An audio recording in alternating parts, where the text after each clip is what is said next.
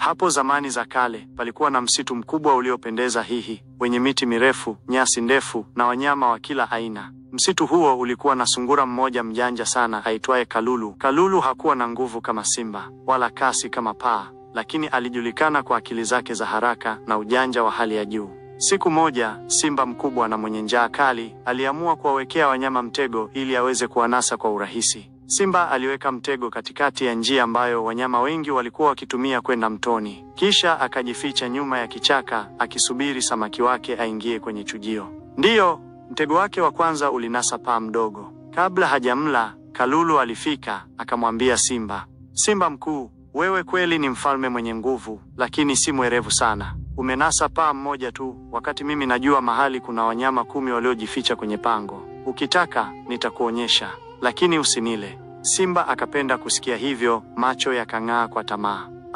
Kalulu, kama utanionyesha hilo pango, sitakugusa hata kidogo." Kalulu akampeleka Simba hadi karibu na kisima kilichokuwa na maji mengi.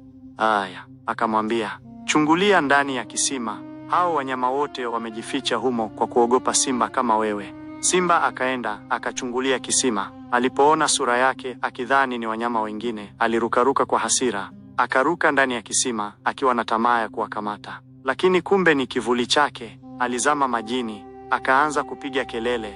Kalulu akacheka juu ya jiwe. "Ewe mfalme wa msitu, ujanja ni silaha kubwa kuliko nguvu. Usiwategeshee wanyama mtego tena, tafuta kwa haki." Na tangu siku hiyo, Simba hakuwahi tena kudharau wanyama wadogo, wala kuwategeshea mitego ya kijinga. Funzo: ujanja na akili vinaweza kukushinda hata adui mwenye nguvu kuliko wewe.